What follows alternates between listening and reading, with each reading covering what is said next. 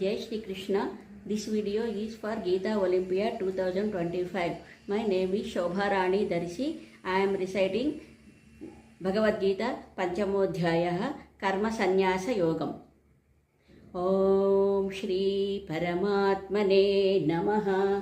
अथ पंचमोऽध्यायः अर्जुन उवाच संन्यासं कर्मणां कृष्ण पुनर्योगं च शंससि यच्छ्रेययेतयोरेकं तन्मे ब्रूहि सुनिश्चितं श्रीभगवानुवाच संन्यासः कर्मयोगश्च निःश्रेयसकरा उभौ तयोस्तु कर्म संन्यासात् कर्मयोगो विशिष्यते ज्ञेयः स नित्यसंन्यासी यो न द्वेष्टि न काङ्क्षति निर्द्वन्द्वो हि महाबाहो सुखं बन्धात् प्रमुच्यते सांख्ययोगौ पृथक् बालाः प्रवदन्ति न पण्डिताः एकमप्यास्थितः सम्यग् उभयोर्विन्दते फलम् यः साङ्ख्यैः प्राप्यते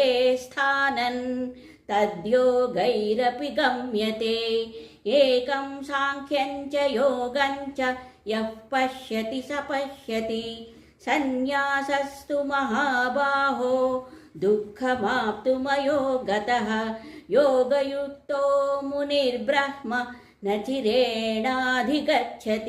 योगयुक्तो विशुद्धात्मा विजितात्मा जितेन्द्रियः सर्वभूतात्मभूतात्मा कुर्वन्नपि न लिप्यते नैव किञ्चित् करोमीति युक्तो मन्येत तत्त्ववित् पश्यन् शृण्वन् स्पृशन् जिघ्रन् नश्नन् गच्छन् स्वपै श्वसन् प्रलपन् विसृजन् गृह्णन् नुन्मिषन् निमिषन्नपि इन्द्रियाणीन्द्रियार्थेषु वर्तन्त इति धारयन् ब्रह्मण्याधाय कर्माणि सङ्गं त्यक्त्वा करोति यः लिप्यते न स पापेन पद्मपत्रमिवाम्भसा